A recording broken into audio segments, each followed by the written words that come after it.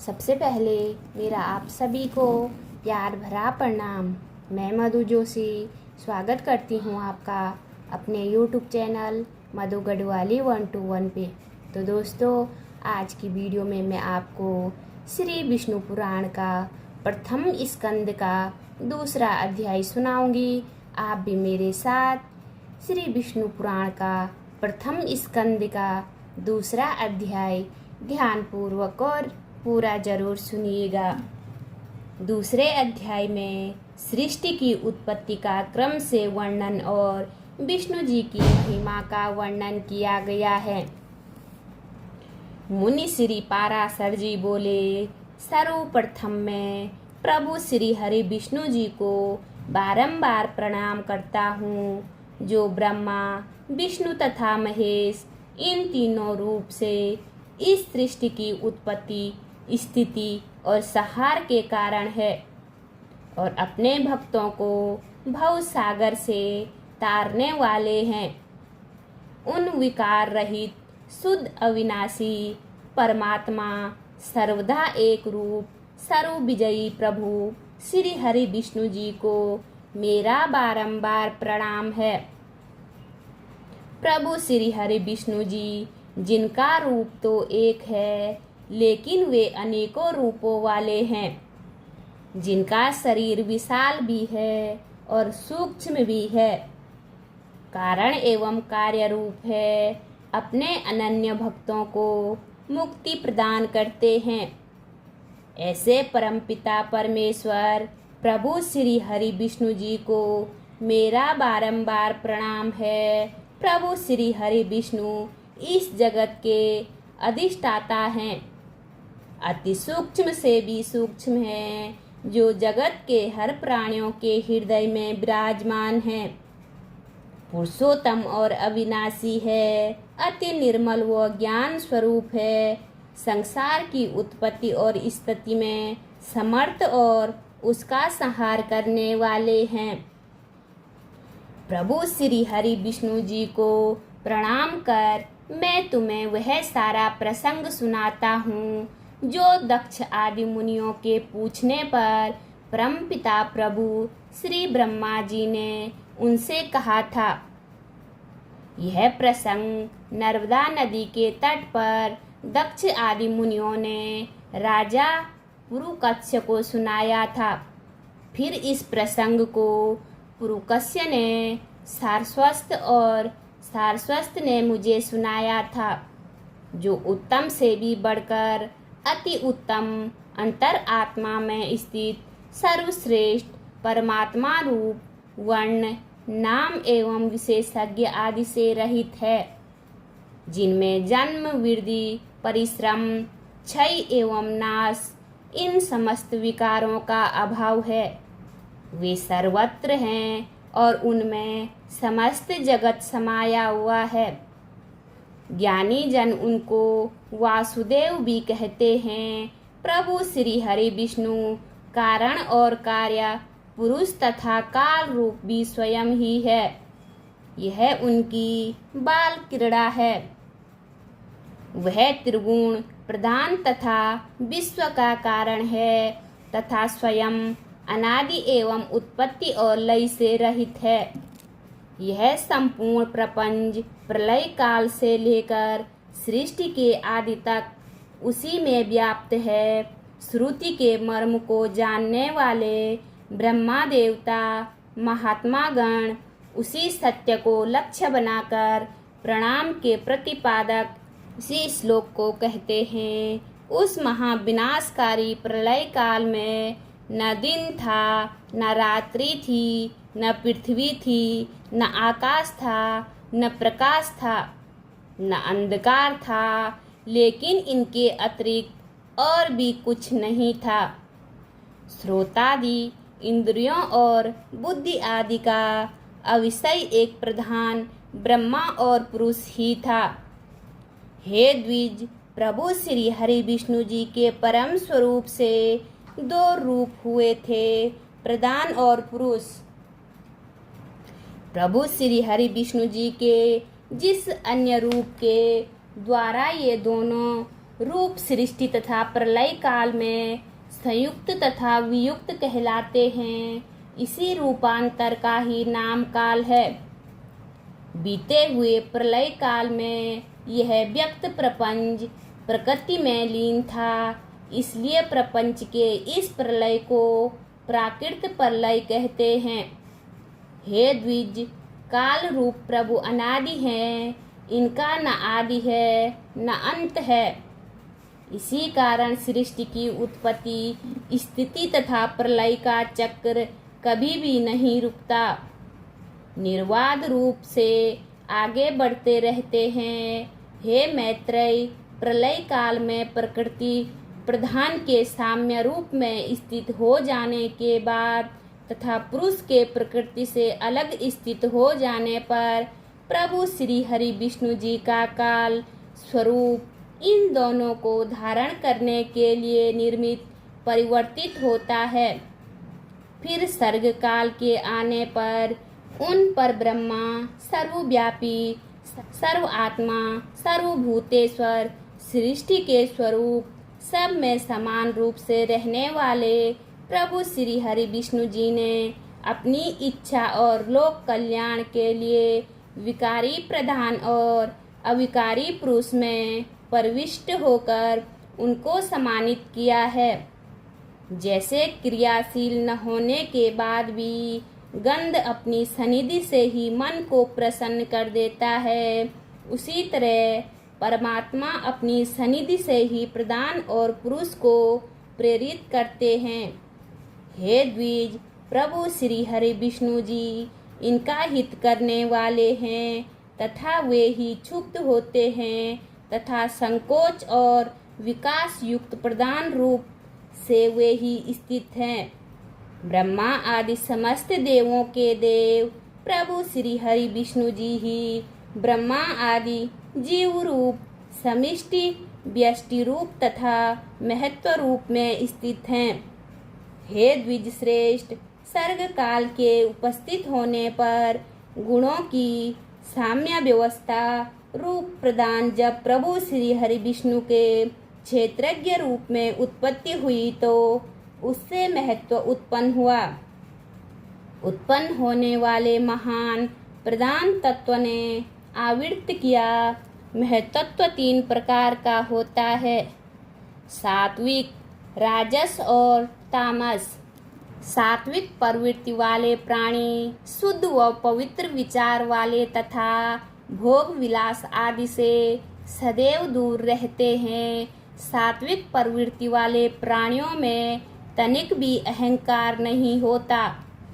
राजस प्रकृति के प्राणी राजसी स्वभाव वाले होते हैं। ऐसे प्राणियों का एकमात्र उद्देश्य होता है भोग विलास। इनका मान सम्मान भी काफी होता है। तामस प्रवृत्ति वाले प्राणी राक्षस स्वभाव वाले, धर्म का नाश करने वाले, भोग विलास व मदिरा पान करने वाले होते हैं।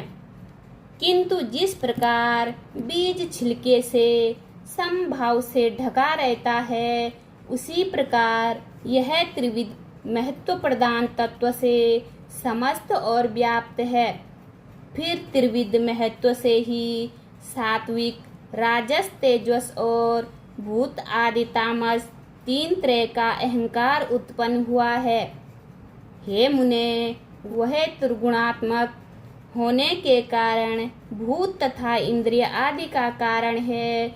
जिस तरह प्रधान से महत्व व्याप्त है, वैसे ही महत्व द्वारा अहंकार व्याप्त रहता है।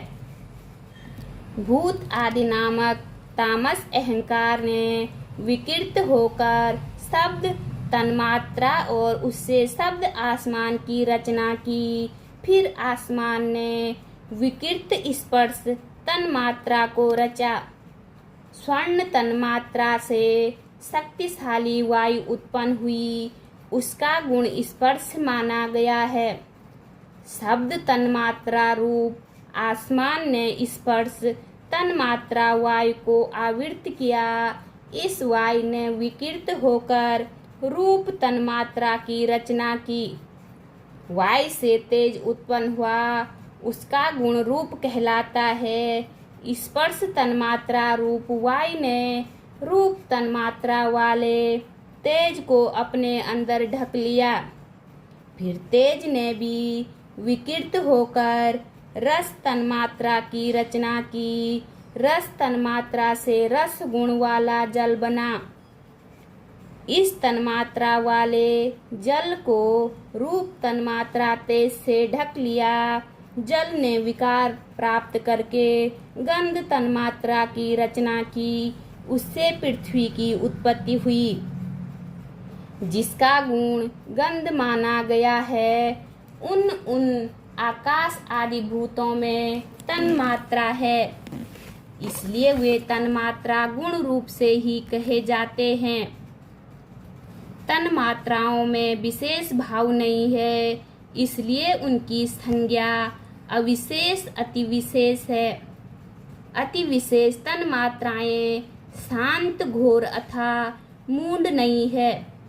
विशेष तन्मात्राओं का सुख दुख या मोह रूप से अनुभव प्राप्त नहीं हो सकता। इस प्रकार तामस अहंकार से भूत तन्मात्रा रूप सर्ग हुआ है। 10 इंद्रियां तेजस अर्थात राक्षस अहंकार से और उनके अधिष्ठाता व्यवहारिक अर्थात सात्विक अहंकार से उत्पन्न हुए माने जाते हैं। इस तरह इंद्रियों के अधिष्ठाता 10 देवता तथा 11वां मन सात्विक है। हे द्विज, त्वचा, आँख, चक्षु, नाक, नासिका, जिह्वा, जीभ तथा कान, श्रोत्र, ये 5 ज्ञानेंद्रियां बुद्धि की सहायता से शब्द आदि विषयों को ग्रहण करती है। हे मैत्रेय, गुदा, लिंग, हाथ, हस्त, पैर, पाद तथा स्वर, वाक, ये 5 कर्मेंद्रियां होती है।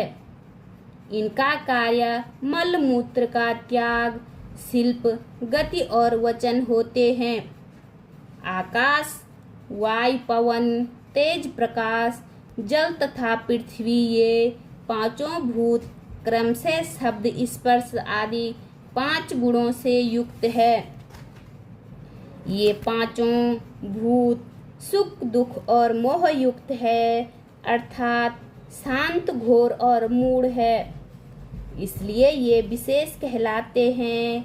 इन भूतों में अलग अलग विविध शक्तियाँ समाहित है, अतः वे परस्पर पूर्णतया मिले बिना इस सृष्टि की रचना नहीं कर सकते हैं। इसलिए एक दूसरे पर आश्रित निर्भर रहने वाले, एक ही समाज की उत्पत्ति का लक्ष्य रखने वाले महतत्व से लेकर विशेष पर्यंत प्रकृति के इन समस्त विकारों में पुरुष से अधिष्ठित होने के कारण परस्पर मिलकर सदैव एक होकर प्रधान तत्व के अनुग्रह द्वारा अंड की उत्पत्ति की। हे मैत्रेय, जल के बुलबुले की तरह भूतों से बड़ा हुआ गोलाकार तथा जल पर ठहरा हुआ महान अंड ब्रह्मा रूप प्रभु श्री हरि विष्णु का ही अति उत्तम प्रकृति से उत्पन्न आधार हो जाता है। उसमें वे अव्यक्त स्वरूप जगतपति प्रभु श्री हरि विष्णु जी व्यक्त हिरण्यगर्भ से स्वयं ही विराजमान हुए। उन महात्मा हिरण्यगर्भ, सुमेरु, उल्ब, गर्भ को ढकने वाली झिल्ली, अन्य पर्वत, जरायु या गर्भाशय तथा समुद्र गर्भाशय रस था। हे विप्र, उस अंड में सागर, द्वीप, पर्वत, पहाड़, ग्रहगण के सहित समस्त संपूर्ण लोक, देवता, गंधर्व, असुर, मनुष्य, प्राणी आदि उत्पन्न हुए। वह अंड पूर्व की अपेक्षा 10 गुना अधिक जल, पानी, अग्नि, वायु, पवन, आकाश तथा भूत आदि अर्थात तामस अहंकार से आवृत है तथा भूत आदि महतत्व से घिरा हुआ है और इसके सबके साथ वह महत्व भी अव्यक्त प्रदान से आवृत है। जिस प्रकार नारियल के फल का अंदरूनी बीज बाहर से छिलकों से ढका हुआ रहता है, इसी प्रकार से यह अंड इन 7 प्राकृतिक आवरणों से घिरा हुआ है। उसमें स्थित स्वयं प्रभु श्री हरि विष्णु जी प्रभु ब्रह्मा होकर रजोगुण का सहारा लेकर इस सृष्टि की रचना में लगे रहते हैं तथा सृष्टि की रचना हो जाने के पश्चात प्रभु श्री हरि विष्णु जी उसका कल्पांत पर्यंत युग में पालन करते हैं। हे मैत्रेय, इसके पश्चात कल्प का अंत होने पर अति दारुण तमह प्रदान रूप धारण करके प्रभु श्री हरि विष्णु जी ही समस्त भूतों का भक्षण कर लेते हैं। इस तरह समस्त भूतों का भक्षण कर इस सृष्टि को जलमय करने के पश्चात वे परमेश्वर शेष शैया पर शयन करते हैं और फिर जगने के पश्चात ब्रह्मा रूप होकर वे फिर से सृष्टि की रचना करते हैं। वह एकमात्र प्रभु श्री हरि विष्णु जी इस जगत की सृष्टि, स्थिति और संहार के लिए ब्रह्मा, विष्णु व महेश इन 3 रूपों को धारण करते हैं। वे प्रभु श्री हरि विष्णु जी सृष्टा अर्थात ब्रह्मा बनकर स्वयं ही अपनी उत्पत्ति करते हैं। पालक विष्णु होकर बाल्य रूप अपना ही पालन भी करते हैं तथा अंत में स्वयं ही संहारक रूप धारण कर स्वयं ही लीन होते हैं तथा अंत में ही शिव रूप धारण कर स्वयं ही लीन हो जाते हैं। पृथ्वी, धरती, जल, पवन, तेज और आकाश का समस्त इंद्रियों द्वारा अंतकरण आदि जितना भी संपूर्ण जगत है सब पुरुष रूप है, क्योंकि प्रभु श्री हरि विष्णु जी ही विश्व रूप और सब भूतों के अंतर आत्मा है। इसलिए ब्रह्मा आदि प्राणियों में स्थित सर्गाधिक भी अकारक है। जैसे ऋत्विजों द्वारा किया हुआ हवन यजमान का अकारक होता है, उसी तरह प्रभु के बनाए हुए सब प्राणियों द्वारा होने वाली सृष्टि भी उन्हीं की अपकारक है। वे सर्वश्रेष्ठ वरदायक और वरण्य प्रभु श्री हरि विष्णु जी ही ब्रह्मा आदि अवस्थाओं द्वारा सृजन करता है। वे ही रचे जाते हैं, वे ही पालन करता है तथा वे ही संहार करते हैं। बोलिए विष्णु भगवान की जय। उम्मीद करती हूँ आपको वीडियो पसंद आई होगी। वीडियो पसंद आए तो वीडियो पे लाइक कीजिए, कमेंट कीजिए, अपने दोस्तों के साथ शेयर कीजिए। चैनल पे नए हो तो सब्सक्राइब ज़रूर कीजिए। मैं मधु जोशी मिलती हूँ आपको अगली वीडियो में। तब तक के लिए बाय बाय, धन्यवाद।